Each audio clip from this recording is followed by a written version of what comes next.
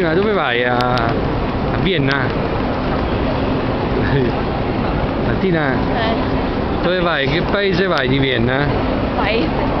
Ah? Vado in città. Non ho capito? Vado in città, non in paese.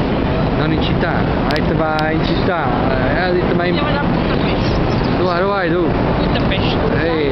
Allora, stai dicendo una parola, mo, Vado a Los Angeles. Mario, ma dove vai tu adesso? Fammi sentire. Il cielo. Dove vai? Rosso. Il treno rosso? Sì. E dove si va col treno rosso?